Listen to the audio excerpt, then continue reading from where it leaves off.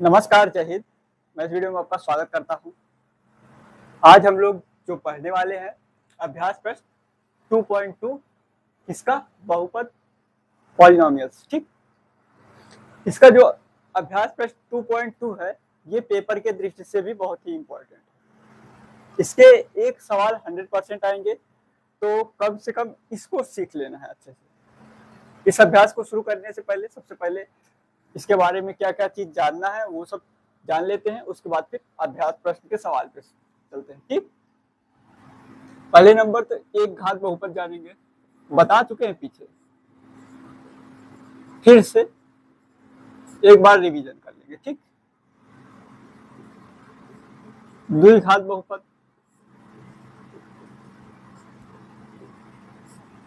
और त्रिघात बहुपद।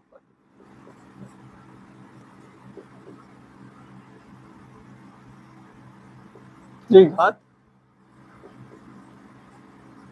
बहुपद। ठीक, इसको अंग्रेजी में बोलते हैं लीनियर पॉलिनोमियल, इसको क्या बोलते हैं क्वाड्रेटिक पॉलिनोमियल्स, इसको क्या बोलते हैं क्यूबिक पॉलिनोमियल्स। तो जिसका इसका एग्जांपल क्या हो सकता है, इसका एग्जांपल होगा, क्या ले ले, ax प्लस बी। इसका एग्जांपल ax प्लस बी, इसका हो जाएगा ax square plus bx plus का c, और इसका क्या ले ले, इसका a cube ax cube plus bx square plus cx plus d। ये क्या है, एक घात बहुपद का ये एग्जाम्पल है, ये इसका एग्जाम्पल है और ये इसका एग्जाम्पल है, मान लिया है। ठीक, इसके शून्यांक क्या क्या होंगे, इसमें क्या होगा, इसमें केवल अल्फा होगा, जो x का मान होगा वही शून्यांक। ठीक, अल्फा होगा, इसमें क्या होगा, अल्फा और बीटा होगा। देखो ये एक घात बहुपद है तो इसमें एक कितने शून्यांक होगा, एक, तो वो क्या है, अल्फा है। इसमें क्या है, दो घात बहुपद है तो इसमें कितने शून्यांक होंगे, दो शून्यांक होंगे, दो जीरोज होंगे। तो कौन कौन सा होगा, एक अल्फा होगा एक बीटा होगा। ठीक, तो यहाँ पे क्या होगा, त्रिघात बहुपद में यहाँ पे त्रिघात है, तीन घातें हैं, तो कितने शून्यांक कितने जीरोज होंगे, तीन। कौन कौन से, अल्फा बीटा गामा। आप इसके अल्फा बीटा गामा की जगह पे आप कुछ भी ले सकते हैं। ठीक, ये एक प्रकार से नोटेशन है, मान लिया। ठीक, अब इसका क्या होता है, इसका तो एक ही है अल्फा, चाहे अल्फा का अल्फा ही रहेगा। ठीक, तो इसमें हम देखेंगे तो इसका अल्फा की वैल्यू क्या होगी, यहाँ पे अल्फा की वैल्यू होगी v अपान ए, बी अपान ए माइनस का b अपान ए। ठीक, इसमें क्या होगा, अल्फा प्लस बीटा बराबर क्या हो जाएगा, माइनस का b अपान ए, और इसमें गुणा भी हो सकता है, इसमें एक ही है या एक ही आपस का, इसका आपस में गुणा कर देंगे तो क्या होगा, जीरो हो जाएगा। देख लेना, जीरो नहीं होगा।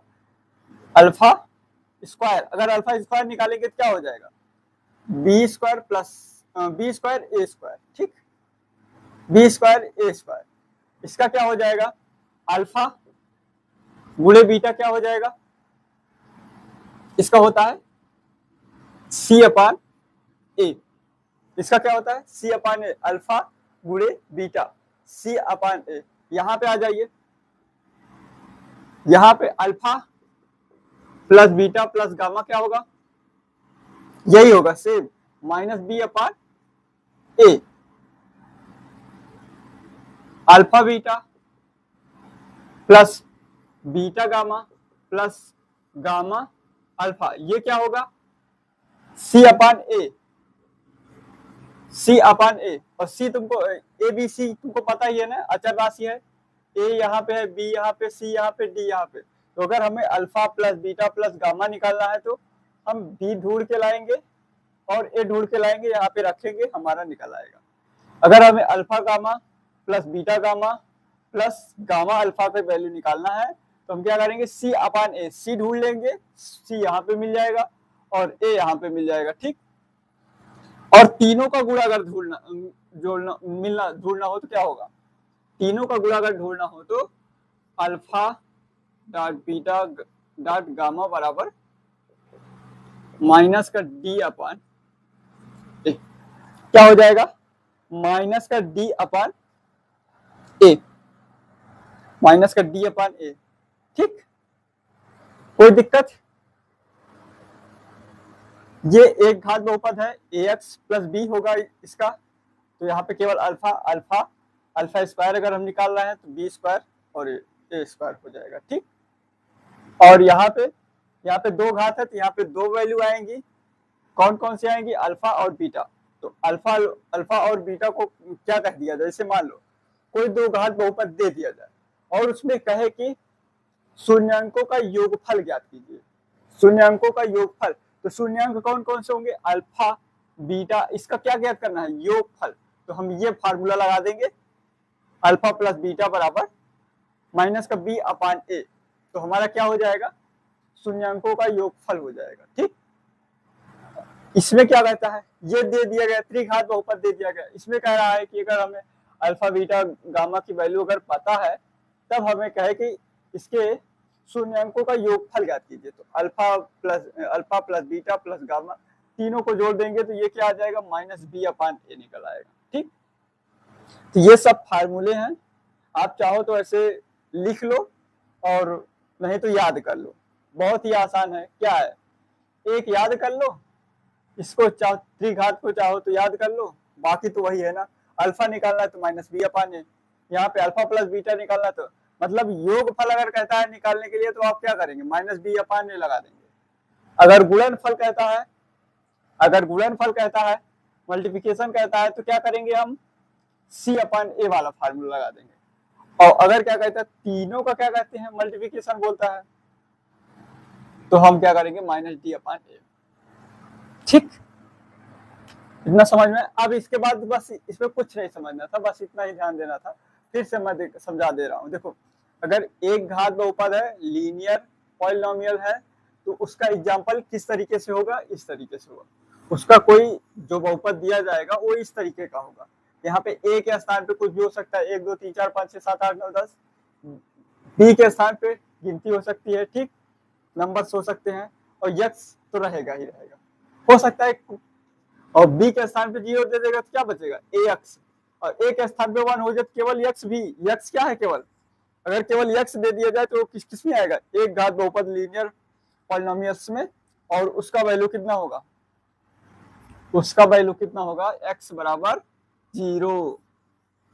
कितना होगा, अल्फा की वैल्यू कितना हो जाएगी, 0। अल्फा यहाँ पे अल्फा कितना है, 0। ठीक, तो ये इस तरीके से, और ये दो घात बहुपद है, हम इस एक्सरसाइज में दो घात बहुपद से ही सवाल आएगा। ठीक, यही आपके पेपर में यही से आएगा। ये थोड़ा सा इससे थोड़ा एक कदम आगे है, तो ये आपके सिलेबस में पढ़ना है जानना है, लेकिन पेपर में आता नहीं है। ठीक, ये आपके सिलेबस में है, पढ़ना है जानना है, लेकिन ये पेपर में आता नहीं है, लेकिन फिर भी इसको जानना जरूरी है, बहुत जरूरी है। इसमें क्या याद करना है, देखो, अगर सम बोलता है अल्फा बीटा गामा का सम बोलता है तो माइनस बी अपान ए। अगर बोलता है मल्टीप्लिकेशन ऑफ सम तो क्या हो जाएगा, alpha beta beta gamma gamma alpha बराबर सी अपान ए।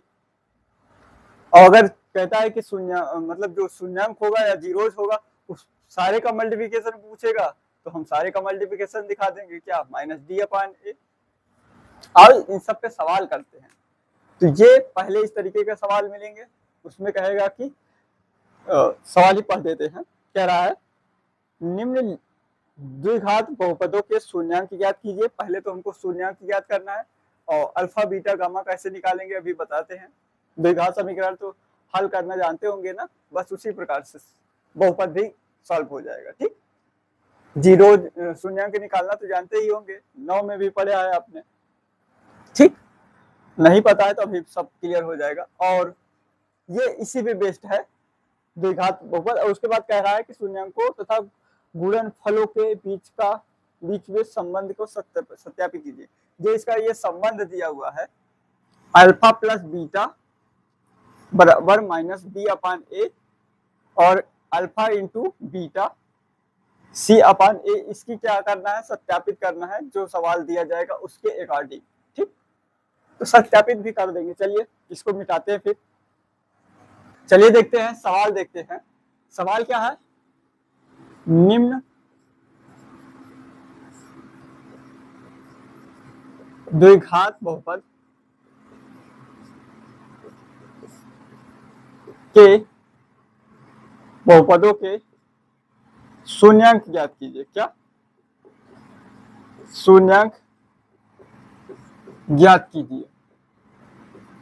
वही अल्फा और बीटा ज्ञात करना है। ठीक, ज्ञात कीजिए तथा और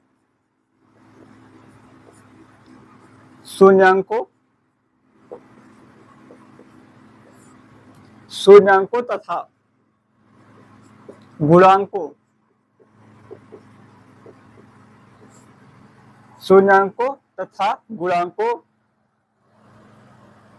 के बीच संबंध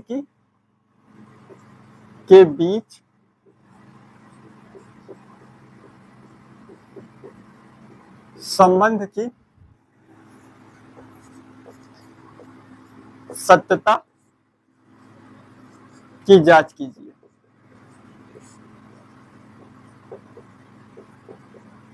चल, पहला सवाल क्या है? पहला सवाल है एक्स स्क्वायर माइनस 2x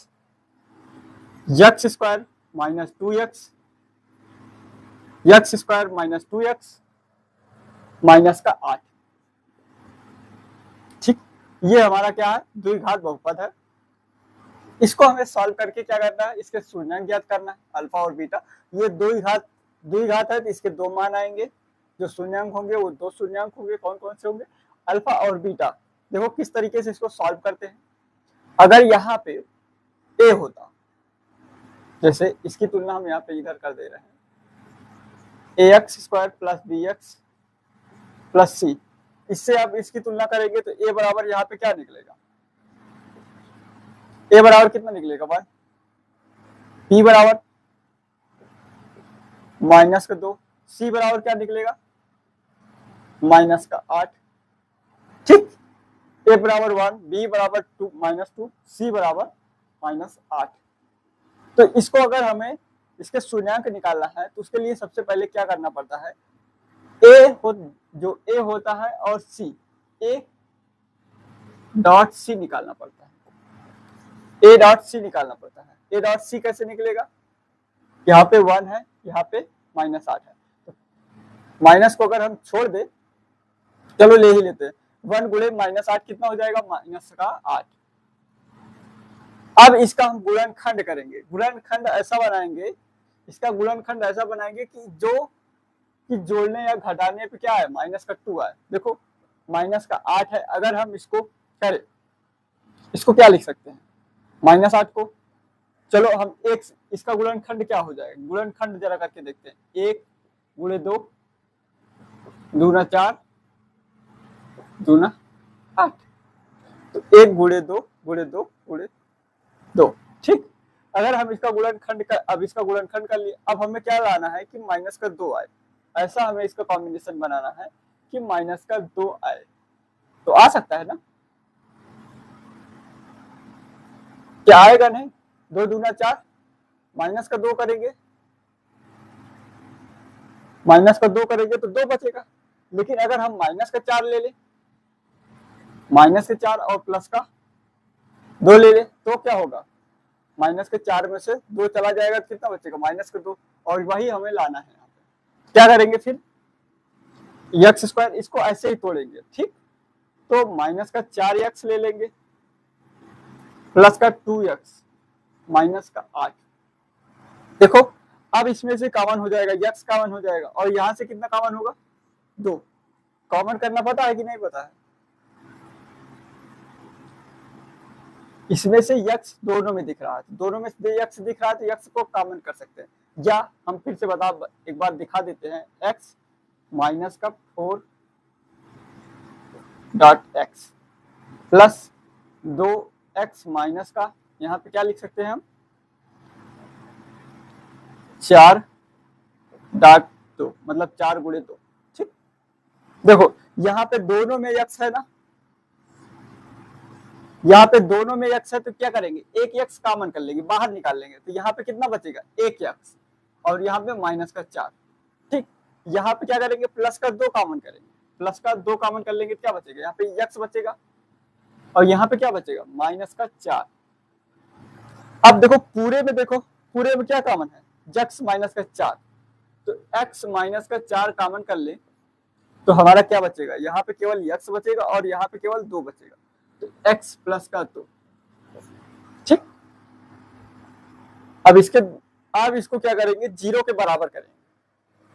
एक बार इसको 0 के बराबर करेंगे, एक बार इसको 0 के बराबर करेंगे तो हमारा अल्फा निकलेगा, इसको 0 के बराबर करेंगे तो हमारा बीटा निकलेगा। ठीक, तो x फर्स्ट पॉइंट क्या हो जाएगा, यदि x माइनस का 4 बराबर 0 तो x बराबर क्या हो जाएगा 4, इधर माइनस का है उधर जाएगा तो प्लस का हो जाएगा, तो यहाँ पे अल्फा बराबर कितना हो जाएगा 4। ठीक, अल्फा बराबर 4। और यहीं पे दूसरा पॉइंट देख लेते हैं, दूसरा क्या है, यदि x प्लस 2 बराबर 0 तो x बराबर क्या हो जाएगा माइनस का 2, x बराबर क्या हो जाएगा माइनस का 2, और इससे बीटा बराबर क्या हो जाएगा माइनस का 2। हमने मान लिया है, माना अल्फा बराबर 4 और बीटा बराबर 2 माइनस का 2। अब यहीं पे हम यहाँ पे देखेंगे और इसको यहाँ पे आपको इसके नीचे लिखना होगा सत्यता की जांच, या जांच भी लिख देंगे फिर भी हो जाएगा। ठीक, यहाँ पे हेडिंग डाल लेना सत्यता की जांच या केवल जांच लिखेंगे तब भी चल जाएगा। ठीक, जांच लिखने के बाद यहाँ पे लिखेंगे माना ये हो जाएगा, फिर तुलना करेंगे। चलो करके दिखाते हैं, पहला सवाल है तो पूरा अच्छे से करके दिखाते हैं। ठीक, देखो यहां तक हम शून्यांक निकालना जान गए। पहला शून्यांक कितना है 4 और दूसरा शून्यांक कितना है माइनस का 2। सत्यता की जांच। ठीक, माना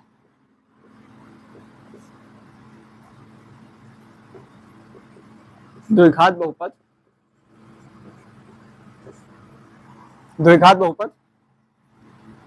ax square plus bx plus c है, तब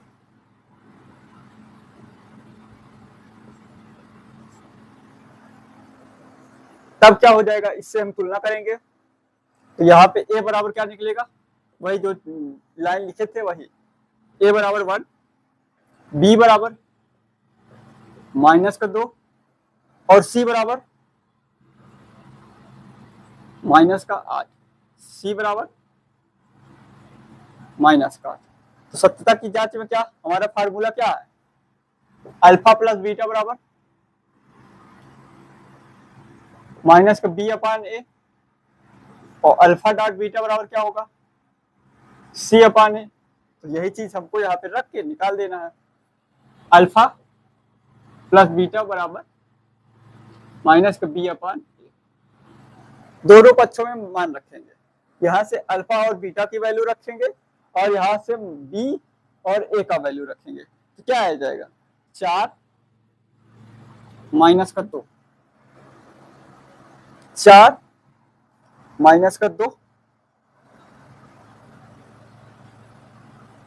4 माइनस का 2 और यहाँ पे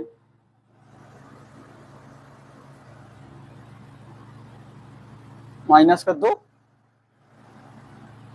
बटे a की वैल्यू कितनी है 1, तो 1।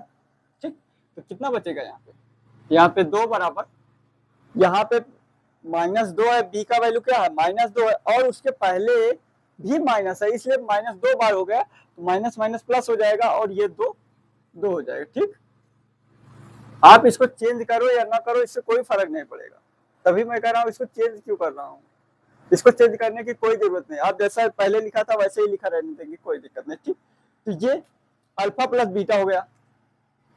अब हमारा दूसरा alpha dot beta c upon a, तो अल्फा कितना है ले लो, यही ले लो, इसको बीटा ही बना लो और इसको अल्फा पहले वाला ही सही था, उसको चेंज कर दोगे तो यहाँ पर भी चेंज करना पड़ेगा, मतलब इसको आगे इसको पीछे, लेकिन उससे कोई फर्क नहीं पड़ेगा। ठीक, तो अल्फा की वैल्यू कितनी है 4 गुणे बीटा की वैल्यू कितनी है -2 बराबर ए की वैल्यू कितनी है, सी की वैल्यू कितनी है -8, ए की वैल्यू 1, तो 4 दूना 8 -8 बराबर -8। तो ये हो गया हमारा सत्यता की जांच। दोनों पक्ष हमारा बराबर है, 2 भी बराबर 2 बराबर 2 -8 बराबर -8। तो ये था पहला सवाल। इतना आप करोगे तो 2 नंबर का सवाल आप आसानी से कर ले जाओगे। ये 2 नंबर का सवाल है और ये बोर्ड परीक्षा में आया हुआ सवाल है। ठीक, तो इसमें अगर कहीं दिक्कत हो तो बताइए फिर, नहीं तो इसको मिटा के एक सवाल और बता देंगे। इसी तरीके के 2-3 सवाल बता देंगे तो आसानी से आपको समझ में आ जाएगा। ठीक, चलिए दूसरा सवाल लेते हैं, इसको मिटाते हैं। चलिए दूसरा सवाल देखते हैं। दूसरा सवाल है, इसमें भी शून्य अंकों को ज्ञात करना है और फिर शून्य अंकों को ज्ञात करने के बाद सत्यता की जांच करना है। ठीक, 6x² -7x -3, ये द्विघात बहुपद है, इसको हमें सॉल्व करना है। ठीक ठीक, तो सबसे पहले क्या करेंगे, ax² + bx प्लस का c। ठीक, सबसे पहले क्या निकालेंगे, a बराबर कितना है 6, b बराबर कितना है -7, c बराबर कितना है -3। तो a गुणे b निकालना है, a गुणे c निकालना है। तो a गुणे c कितना है, a हमारा है 6 और c कितना है -3, तो कितना हो गया -18। तो अब इसका गुणनखंड करेंगे, पहले तो 18 का करेंगे। ठीक, तो 1 गुणे 2 गुणे 3 गुणे 3, आप किसी में एक में माइनस लगा दो, चलो एक में ही लगा दो, इसमें लगा दो। ठीक, तो क्या करेंगे, 3 त्रिका 9 माइनस का 2 कर दे तो हो जाएगा काम ना, 3 त्रिका 9 माइनस का 2, तो क्या हो जाएगा -7 बचेगा, माइनस का नहीं प्लस का 7 बचेगा। अगर हम माइनस इसके साथ लगा दें तो माइनस का 9 प्लस का 2 कितना बचेगा -7। तो ये कॉम्बिनेशन बैठ गया हमारा। तो इस तरीके से हमें कॉम्बिनेशन बैठाना रहता है। ठीक, चाहे अगर इसके साथ लगाते तो प्लस का 7 आता, तो यहाँ पे प्लस का 7 होता तब हम कर देते। ठीक, अगर माइनस का है तो हमें माइनस यहाँ पे लगा के इसको बनाना पड़ेगा। तो यहाँ पे क्या हो जाएगा 6x² माइनस का 9x प्लस का 2x माइनस का 3। अब हम कॉमन करेंगे, इसमें से x कॉमन करेंगे और 2 को भी कॉमन करेंगे। ठीक, 2 नहीं 3 सॉरी, यहाँ से 3 को कॉमन करेंगे, 3x को 3x कॉमन करेंगे तो यहाँ से एक x हट जाएगा, तो यहाँ से पहले 3 हटेगा, 3 हटेगा तो कितना बचेगा 2, 3 का भाग 6 में देंगे 2 बार जाएगा। ठीक, x का भाग इसमें देंगे तो 1 बार जाएगा, तो एक x यहाँ से रहेगा। ठीक, यहाँ पे देखिए 3 का भाग 9 में देंगे कितना बार जाएगा -3 बार, और x तो यहाँ पे आ ही गया। अब इसमें कॉमन क्या होगा, इसमें कुछ कॉमन है तो क्या करेंगे प्लस का 1 कॉमन कर लेंगे, 2x माइनस का 3। पूरे में क्या कॉमन है 2x माइनस का 3 कॉमन है, दिख रहा है ना, 2x माइनस का 3 पूरे में कॉमन है, तो क्या करेंगे 2x माइनस का 3 पूरे में कॉमन कर लेंगे।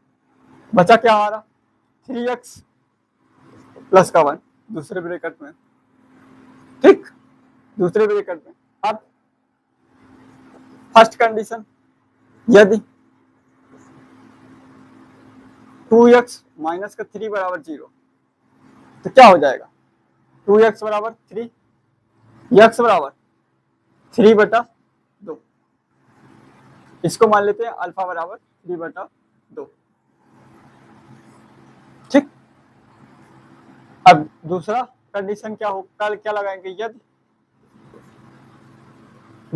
3x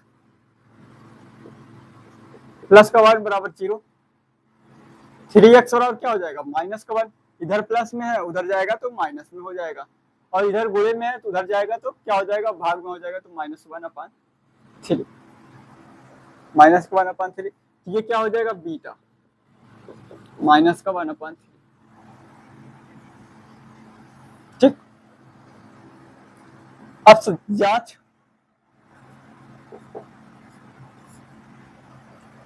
जांच में द्विघात बहुपद हो जाएगा ax² + bx + c, इतना पूरा करेंगे, पूरा रहेंगे यहाँ तक, x a बराबर b बराबर c बराबर यहाँ तक लिखेंगे।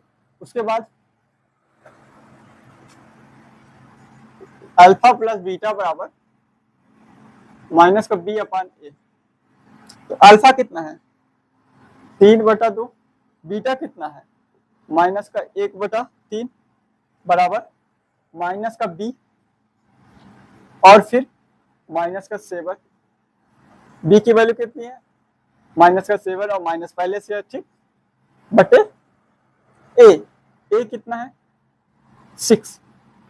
इसको सॉल्व करते हैं, त्रिया गुणा करते हैं इसका, 3 त्रिका 9, 3 त्रिका 9 माइनस 2 एका 9 2, 3 त्रिका 9 2 एका 9 2, और यहाँ पे क्या हो जाएगा 3 दूना 6, माइनस माइनस प्लस हो जाएगा 7/6, यहाँ पे 9 में से 2 चला जाएगा, कितना बचेगा 7/6, 7/6। दोनों पक्ष क्या हमारा बराबर आया, देखो दोनों पक्ष हमारा बराबर आया, तो एक जांच में हमारा सही निकला। अब दूसरी जांच क्या करेंगे, दूसरा जांच अल्फा डॉट बीटा, अल्फा गुणे बीटा, अल्फा कितना है हमारा 3/2, 3/2, बीटा कितना है -1/2 गुणे -1/3 बराबर 1/3 बराबर क्या होता है alpha dot beta, alpha dot beta बराबर क्या हो जाएगा हमारा c/a। तो c कितना है, c की वैल्यू यहाँ पे देखिए, c की वैल्यू कितना है -3 और a की वैल्यू 6, तो यहाँ कितना आएगा -3/6 बराबर -3/6। यहाँ पे भी क्या हुआ, हमारा कंडीशन फुलफिल कर रहा है, मतलब दोनों पक्ष हमारा क्या है बराबर है। तो कोई समस्या कुछ नहीं है, बस 2 नंबर आपको लाना है, एक यहाँ पे शून्यांक याद कर देने हैं। एक बात ध्यान देना, जितने घात का बहुपद उतने शून्यांक, क्या जितने घात का बहुपद होगा उतने उसके शून्यांक होंगे, और उसी के अकॉर्डिंग हमें ये चीज याद करना पड़ेगा। अल्फा प्लस बीटा बराबर -b/a और अल्फा डॉट बीटा बराबर c/a, ठीक। अब इसके बाद एक सवाल और बताते हैं, उसके बाद बाकी आप सवाल खुद से करिएगा, ये 2 घात बहुपद वाले। इसके बाद इसके दूसरे टाइप का सवाल बताऊंगा, वो आता कम है पेपर में, लेकिन कभी कभी पूछ लिया जाता है, तो उसको बताना भी जरूरी है, ठीक।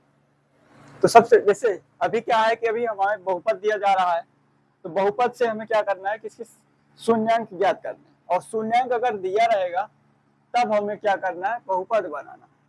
तो कुछ नहीं, सबसे पहले एबीसी निकाल लेंगे, इसकी वैल्यू रख के एबी से तुलना कर देंगे, तो एबीसी हमारा निकल आएगा, और एबीसी की वैल्यू हम उठा के यहाँ पुट कर देंगे, तो हमारा क्या हो जाएगा बहुपद हमारा प्राप्त हो जाएगा। तो इसी का सेम उल्टा काम होगा, लेकिन इसी तरीके का एक सवाल और बताते हैं, फिर आगे चलते हैं, ठीक। बेटा ये तीसरा सवाल देखते हैं। तीसरा सवाल क्या है, x² माइनस का 15, x² माइनस का 15, ये क्या द्विघात है, तो हमारा द्विघात बहुपद है, इसके 2 मान होंगे, क्या क्या होंगे चलो देखते हैं। तो इसको सबसे पहले 0 के बराबर यहीं पे ही करना पड़ेगा। ठीक, इसमें और कोई नहीं है तो हम यहीं पे इसका 0 के बराबर करेंगे। यदि अब आप अगर चाहो इसको लिख भी सकते हो, क्या लिख सकते हो आप, ये पढ़े हैं क्या कहते हैं, एक ब्रैकेट में a प्लस बी, दूसरे ब्रैकेट में a माइनस बी, और बराबर क्या, a square minus B square. हंसी इसलिए आ रही है, ये अगर किसी से भी पूछोगे a square minus B square, तो तुरंत बोलेगा एक ब्रैकेट में प्लस बी, एक ब्रैकेट में माइनस बी, तुरंत बोलेगा, इतनी तेजी से बोलेगा। और चाहो तो अगर आप यहीं पे प्लस बोल दो जल्दी से, a square plus B square सूत्र बताओ, तो भी क्या करेगा लड़का, क्या करेगा, झट से यही बता देगा। लेकिन नहीं, ये नहीं होता है, a प्लस बी का स्क्वायर अलग होता है और a माइनस बी का अलग होता है। तो जब ध्यान से सुना करिए, अगर a minus A square minus B square पूछे तब तो ये बताइएगा, अगर a square plus B square अगर पूछे तब ये मत बताना। हमने कई बार इसको सबसे पूछा है और सभी लोग गलती वही किए हैं। मैं क्या करता हूँ, a square plus B square का फार्मूला बताइए, और तुरंत बच्चे क्या करते हैं, एक ब्रैकेट में प्लस बी, एक ब्रैकेट में माइनस बी, तुरंत यही रट्टा मारे रहते हैं, तुरंत यही बताते हैं। तो ये ध्यान दिए करिए कि पूछा क्या जा रहा। ठीक, तो उसी प्रकार हम इसको भी बना सकते हैं। तो क्या हो जाएगा, हमारा 2 ब्रैकेट में आ जाएगा। अगर इसको हम अंडर रूट 15 लिखें,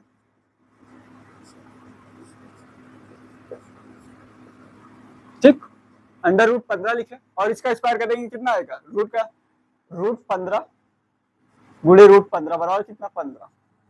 ठीक, रूट 15 गुणे रूट 15 बराबर 15। तो ये क्या हो जाएगा, एक ब्रैकेट में यक्स प्लस का रूट 15, एक ब्रैकेट में यक्स माइनस का रूट 15। आप तो कर सकते हैं ना, यदि यक्स प्लस अंडर रूट 15 बराबर 0, तो यक्स और क्या हो जाएगा, माइनस का अंडर रूट 15। ठीक, तो अल्फा बराबर माइनस का अंडर रूट 15, और यदि सेकेंड पार्ट में क्या होगा, यदि यक्स माइनस का अंडर रूट 15 बराबर 0, तो यक्स और क्या हो जाएगा, अंडर रूट 15, तो बीटा बराबर क्या हो जाएगा, अंडर रूट 15। सत्यता की जांच भी कर लेंगे हम।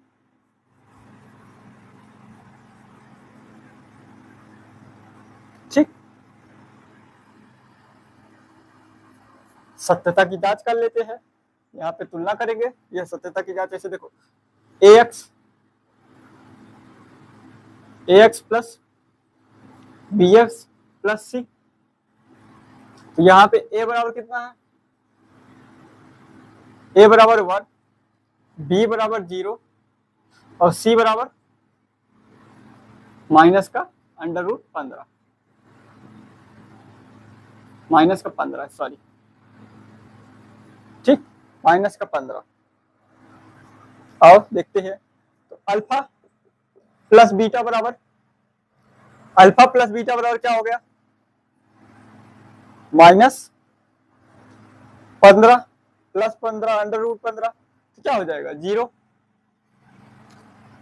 और फिर पहले तो फार्मूला लिख दे रहे, लिखेंगे, क्या लिखेंगे, बी अपान ए, तो ये क्या हो जाएगा, माइनस का अंडर रूट 15 या हाँ अंडर रूट 15 प्लस का अंडर रूट 15 बराबर माइनस का 0 बटा एक कुछ भी 1 है, 0 हो जाएगा, ये 0 बराबर 0।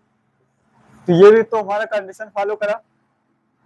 डॉट वाला देख लेते हैं, क्या होगा, सी अपान ए होता है, सी अपान ए होता है, तो अल्फा कितना है, माइनस का अंडर रूट 15 गुणे अंडर रूट 15 बराबर सी की वैल्यू कितना है, 15 बटे 1 माइनस का 15, सी की वैल्यू कितना है, माइनस का 15, तो रूट की रूट कट जाएगा, केवल कितना बचेगा, 15, माइनस का 15 बराबर माइनस का 15। तो ये हमारा हो जाएगा आंसर। कोई दिक्कत, इस तरीके का कोई भी सवाल आए अब 2 सवाल हम तुमको, आप लोगों के लिए होमवर्क सेम इसी तरीके का है। चौथा सवाल समझ लीजिए। चौथा क्या है? 4x² प्लस का 8x, ठीक। और 5वां सवाल है 3x² माइनस का x माइनस का 4।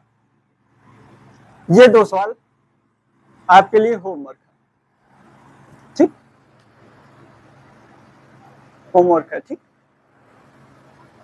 एक बात बताए, संगत का बहुत असर पड़ता है। बताना नहीं चाह रहे थे लेकिन बता ही देते हैं। तो मेरा एक दोस्त ही था, उससे 4-5 क्लास पीछे, समझे, दोस्ती बन जाता है। दोस्त है तो दोस्ती बोलेंगे। उसको क्या हुआ कि उसको गलत संगत मिल गया, तो वो क्या हुआ कि हाई स्कूल में ही फेल हो गया। हाई स्कूल में फेल हो गया, फिर वो गलत संगत में पड़ गया तो हाई स्कूल में फेल हो गया, और फेल हो तो गया।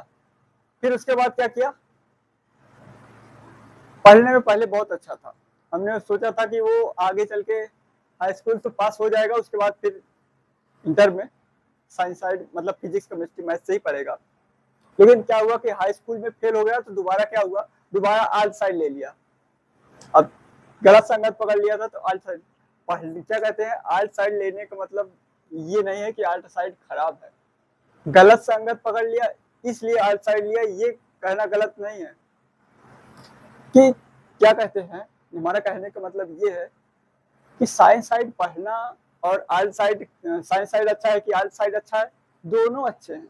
आप आर्ट साइड से पढ़ो तो भी अच्छा है, साइंस साइड से पढ़ो तो भी अच्छा है। लेकिन ये है कि इस समय में जो चल रहा है, आर्ट साइड को उतना कम ही लोग प्रेफर करते हैं। लेकिन साइंस साइड से क्या होता है, साइंस साइड पढ़ने का मतलब यही है कि कम से कम बुद्धि का विकास हो जाता है। साइंस साइड सोचने और समझने की क्षमता को सिखाता है। गणित पढ़ने का मतलब ये नहीं है कि आपको ये सब सवाल कहीं जिंदगी में काम आएगा। ये सब सवाल काम नहीं आएंगे। ये सब सवाल को, इतने बड़े बड़े सवाल को आप जब सॉल्व करना सीख जाएंगे ना, तो आपके माइंड को बड़ी बड़ी सोचने की क्षमता बढ़ जाएगी।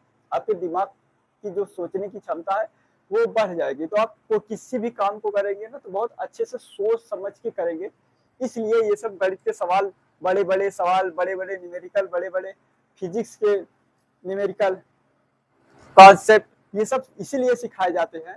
ये सब जिंदगी में काम नहीं आते। ये सब सवाल कहीं काम आएगा? नहीं आएगा। लेकिन हाँ, जो आप इसमें दिमाग लगाएंगे, फिर दिमाग क्या होगा, आपका बढ़ेगा, धीरे धीरे विकसित होगा, विकास, बड़ा बड़ा सोचने की क्षमता रखेगा, याद करने की क्षमता करेगा, तो उसका याददाश्त तेज हो जाएगा, ठीक। तो यार ये सब सवाल इसीलिए पढ़ाए जाते हैं, आप सोचने और समझने की क्षमता को विकसित करेंगे और फिर किसी भी काम को अपने जीवन में करेंगे तो वो अच्छा करेंगे। तो ये सब, अब क्या है कि आर्ट ले लिए, अब उसमें क्या है, जो भी पढ़ते होंगे आर्ट में, तो जो उनका वह सब्जेक्ट है, अब उसमें क्या है कि उतना ज्यादा पढ़ना पड़ता है नहीं, बस किताब को पढ़ लिए एक बार, जाते हैं पेपर दे देते हैं, पास हो गए। अब उसमें पास हो जाना बहुत बड़ी बात नहीं है, ठीक। वहां पे क्या है कि आपको थोड़ा, हमें, मेरे दृष्टि से, बाकी आप सबका अपना अपना नजरिया अलग अलग है, मेरे दृष्टि से यही है कि अगर आप साइंस साइड से पढ़ रहे हैं तो आपका थोड़ा सा माइंड आर्ट साइड वालों से ज्यादा अच्छा रहेगा, ज्यादा विकसित रहेगा, ठीक। सोचने और समझने की क्षमता अलग ही होती है साइंस साइड वालों की, यही तो जलवा है साइंस साइड वालों का, समझ रहे हैं, ठीक। तो वो आर्ट साइड ले लिया, फिर क्या हुआ कि आर्ट साइड में भी पास हुआ, तो वो इतने अच्छे परसेंट से पास हुआ, जब क्या ही बताए, तो उसके घर वाले बोले अरे पास, कम से कम पास हो गया, पिछली बार तो फेल हो गया था। संगत का असर, संगत का असर था क्या कहते हैं कि फेल हो गया, 1 साल तो फेल हो गया, फिर भी संगत अपनी नहीं बदली और फिर भी उसी संगत में रहा, दूसरे साल पास तो हुआ। उसके घर वाले इस मन से बोल रहे हैं कि कम से कम इस साल पास तो हो गया, नहीं तो फिर फेल हो जाता तो बड़ी और बड़ी दिक्कत हो जाती। तो कम से कम अच्छा संगत रखिए, अच्छे लोगों की संगत रखेंगे तो अच्छा सोचेंगे, अच्छा समझेंगे, अच्छा करेंगे, फिर आप लाइफ में भी फेल नहीं होंगे। ये सब तो रिजल्ट है, ये सब कागज का टुकड़ा है, ये सब उतना तो ज्यादा नहीं करेगा, लेकिन हाँ ये जो बात है कि ये सब्जेक्ट छोड़ दिया, ये मुझे बहुत बुरा लगा, सच में बुरा लगा। कि बताओ अगर मान लो किसी चीज में अगर कोई फेल हो जाता है तो क्या करेगा, वो सब्जेक्ट ही छोड़ देगा, या तो भाई वो पढ़ने से डर रहा है तब सब्जेक्ट छोड़ेगा, और या तो फिर उसका पढ़ने लिखने का मन ही नहीं है, बस केवल टेम्परेरी पढ़ रहा है, और टेम्परेरी पढ़ने से कोई फायदा नहीं होने वाला। ठीक, तो टेम्परेरी पढ़ने से कोई फायदा नहीं होने वाला, पढ़ो अच्छे से पढ़ो, रिजल्ट के चक्कर में ना रहो, हाँ लेकिन रिजल्ट के तरीके से पढ़ो। कोई भी अगर आपको एग्जाम देना है, कोई भी, इसको दे रहा हूँ, कंपटीशन का पढ़ना है, कुछ भी पढ़ना, तो आपको क्या करना है कि सिलेबस देखना है, और सिलेबस के साथ साथ पेपर का सिलेबस देखना है कि पेपर में किस तरीके का आता है। अब देखो, अब क्या होता है, जो कंपटीशन वाले होते, कंपटीशन वाले बता ही दे, चलो बता ही देते, थोड़ा टाइम लगेगा, लेकिन थोड़ा थोड़ा अभी से सीख रहेंगे, समझ में तो वैसे ज्यादा नहीं आएगा, लेकिन थोड़ा भी अगर समझ में आ जाता है तो बहुत अच्छी बात है। क्योंकि मैं बता दूं कि जो कंपटीशन में सवाल पूछे जाते हैं, इसी तरीके के सवाल पूछे जाते हैं, बहुत विकल्प दे दिया जाएगा, आपको टिक करना रहेगा। ठीक, इसी तरीके के सवाल रहेंगे, छोटे छोटे सवाल, कंसेप्ट वाले सवाल रहते हैं, बस थोड़ा सा घुमा देते हैं। ठीक, तो हम बताने जा रहे थे, हाँ जो कंपटीशन का सिलेबस होता है, उस क्या कहते हैं, जो एजेंसी पेपर कराती है, जैसे आपका यूपी बोर्ड हो गया, तो आपका यूपी बोर्ड जो पेपर कराता है, तो उसका क्या कहते हैं, पैटर्न बताता है, कि मतलब पाठ्यक्रम बताता है कि इस तरीके से ये चैप्टर से मैं इतना इतना पूछूंगा, इस तरीके के पूछते हैं। ठीक, ये चैप्टर पढ़ लेना, इन सब से सवाल आ सकता है, तो क्या वही सवाल आता है, उसी तरीके का सवाल आता है। तो क्या होता है कि जो आप जब किताब पढ़ेंगे तो किताब में बहुत सारे सवाल, लेकिन जब आंसर में पढ़ेंगे तो आंसर में कुछ ही सवाल है वही बार बार पेपर में आ रहे हैं, और वो आंसर के ही सवाल पेपर में आते हैं, और एक दो सवाल आंसर से उठा के किताब में रख देते हैं, किताब को बड़ा कर देते हैं, तो बच्चे बड़े से किताब को पढ़ने में परेशान रहते हैं। उसमें किताब में है एक कॉन्सेप्ट दिया हुआ, लेकिन आप क्या करिए, कॉन्सेप्ट बढ़िया से पढ़ लीजिए, उसके बाद फिर प्रैक्टिस कीजिए, जो एग्जाम में बार बार सवाल पूछे गए उसकी प्रैक्टिस कीजिए, तो वहां पे ज्यादा समझ में आता है कि किस तरीके का क्वेश्चन कितने बार पूछा जा रहा है। आप किताब पढ़ेंगे तो किताब से कॉन्सेप्ट मतलब लगाने का प्रोसेस, उसका तरीका समझ में आ जाएगा, लेकिन आपको कौन से सवाल पेपर में मिलेंगे ये आपको सैंपल पेपर से पता चलेगा। ठीक, तो ये थी कंपटीशन की बात। हाँ, अभी उसकी कहानी खत्म नहीं हुई है, चलो अब फिर कभी बताएंगे, उसकी कहानी बताते रहेंगे बीच बीच में। लेकिन इसके बाद देखो, अभी तक क्या था हमारे पास कि दो घात बहुपद दिया जाता था और उसका अल्फा और बीटा हमें निकालना रहता। अब हमें अल्फा और बीटा ज्ञात है, और हमें ए और बी का मान और सी और ए का मान ज्ञात करके हमें क्या करना है, हमें बहुपद बनाना है। चलो उसको बनाते हैं, इसको मिटा दे पहले। चलिए अगले टाइप का सवाल देखते हैं। अगले टाइप का कह रहा है कि द्विघात समीकरण, द्विघात बहुपद ज्ञात कीजिए। द्विघात बहुपद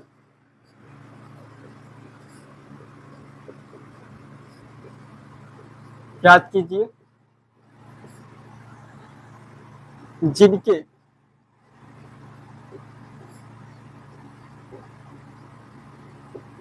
शून्यांकों के योगफल तथा गुणनफल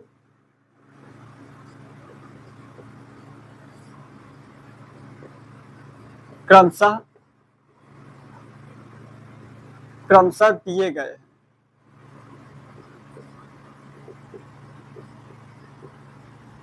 पहला सवाल क्या है, 1/4 कामा माइनस का 1। पहला सवाल क्या है, 1/4 कामा माइनस का 1। तो सबसे पहले माना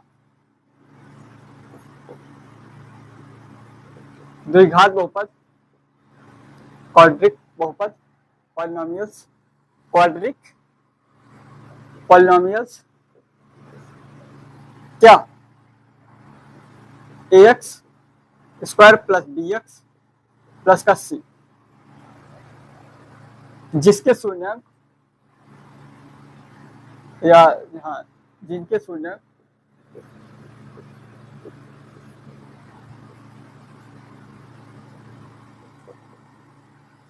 शून्यक अल्फा कामा बीटा, अल्फा बराबर अल्फा प्लस बीटा बराबर कितना दिया गया है 1/4, 1/4, ठीक। ये बराबर किसके दिया गया है, दिया नहीं गया है, ये होता है अल्फा प्लस बीटा किसके बराबर होता है माइनस का b/a, ठीक। b/a यहां से देखेंगे तो a बराबर कितना निकला हमारा, a बराबर 4 और b बराबर माइनस का 1, ठीक। आगे अल्फा डॉट बीटा बराबर कितना दिया हुआ है माइनस का 1, ठीक, माइनस का 1, और ये किसके बराबर होता है c/a, यहां से देखिए माइनस का a बराबर c बराबर कितना हो जाएगा माइनस का 4, क्योंकि a बराबर हमने 4 निकाला है, ठीक, 4 निकाला है, तो c बराबर तो क्या हो गया a बराबर 4, b बराबर माइनस का 1 और c बराबर माइनस का 4। हमारा द्विघात बहुपद में रख देते हैं 4x स्क्वायर प्लस माइनस का x और माइनस का 4, ठीक। ये हमारा क्या हो जाएगा बहुपद, द्विघात बहुपद। ये पहला सवाल। अब इसका दूसरा सवाल देखते हैं, समझ में आया, बहुत आसान है, कुछ नहीं है, यहाँ से तुलना कर लेना है, a बराबर 4 हो जाएगा, b बराबर माइनस का 1, तो ये गुणा करा के माइनस के हो जाएगा तो a की वैल्यू रख देंगे, 4 आ जाएगा तो माइनस का 4 हो जाएगा, c बराबर माइनस का 4, a b c ज्ञात हो गया हमारा क्या आंसर। अगला दूसरा सवाल, एक सवाल और बता दे, उसके बाद इसी तरीके के सवाल लगा लेंगे। ये बहुत कम पूछा जाता है, लेकिन पूछा जाता है, ये मत रखना कि नहीं पूछा जाता है, बहुत कम, ठीक। दूसरा सवाल है √2 बराबर 2 कामा √2 कामा 1/3, तो अल्फा प्लस बीटा बराबर कितना √2 बराबर क्या होता है माइनस का b/a, तो यहां से देखेंगे कितना हो जाएगा a बराबर 1, b बराबर माइनस का √2 और अल्फा डॉट बीटा बराबर क्या होता है 1 कितना है 3 है, होता कितना है c/a, तो a की वैल्यू यहाँ से कितना है 3 है, तो यहाँ पे हम a की वैल्यू यहाँ पे तुलना नहीं करेंगे, ठीक, तो यहीं पे करेंगे, a की वैल्यू 3 और c के वैल्यू कितना लेंगे 1, तो a यहाँ a की वैल्यू नहीं लेंगे, ठीक, b की वैल्यू तो यहाँ से लेंगे लेकिन a की वैल्यू नहीं लेंगे, क्योंकि हमें डायरेक्ट यहाँ पे मिल जा रहा है a, तो a की वैल्यू कितना हो जाएगा 3 और c की वैल्यू 1, तो a b c हमारा ax square plus bx plus का c, वैल्यू पुट करते हैं 3x स्क्वायर माइनस का √2x और प्लस का 1, ठीक, कोई दिक्कत नहीं। ये क्या हो गया हमारा द्विघात बहुपद हो गया। अब इसी तरीके से तीसरा सवाल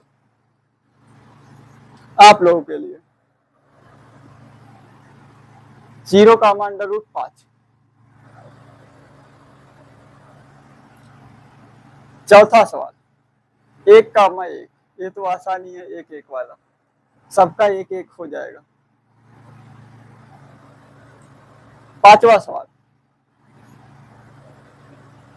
-1/4 कामा 1/4 कर ही ले जाओगे, आसान ही है। छठा सवाल 4 कामा 1। देखो सेम इसी तरीके से करना है। अगर आपको देखो ए की वैल्यू हम यहाँ पे इसीलिए नहीं ले कि यहाँ पे 1 आ रहा है और यहाँ पे 3 आ रहा है, तो हम 3 ले लेंगे, यहाँ पे सीधे सीधे मिल जाएगा, यहाँ पे 1 लिखने की कोई जरूरत ही नहीं पड़ेगी, इसीलिए हम क्या कहते हैं 1 नहीं लिए। ठीक, तो आप भी अगर ए की वैल्यू कहीं पे 1 लिया जा रहा है और उससे ज्यादा बड़ी संख्या है तो बड़ी संख्या ले लो। ठीक, बड़ी संख्या ले लेना। यहाँ पे इस सवाल में कहीं कोई दिक्कत नहीं है। चलिए, तो ये चैप्टर आपका ये पॉलिनोमियल्स खत्म हो गया। अब हम इसके बाद तीसरा चैप्टर शुरू करेंगे, दो चर रैखिक वाले समीकरण। ऐसे देखो बताते हैं कौन सा सवाल। दो चर वाले रैखिक समीकरण युग, दो चर वाले रैखिक समीकरण का युग। ठीक, तो अगला चैप्टर है उस पे, लेकिन हाँ ये इसके पहले वाले जो सवाल कराए थे वो ज्यादा इंपॉर्टेंट है, ये कम इंपॉर्टेंट है, लेकिन आपको अभ्यास में ये रखना है। चलिए फिर ज्यादा से ज्यादा लोगों तक शेयर कीजिए, वीडियो अच्छा लगा हो तो लाइक कीजिए और कमेंट भी करके बताइए। ठीक, चलिए फिर वीडियो देखने के लिए धन्यवाद।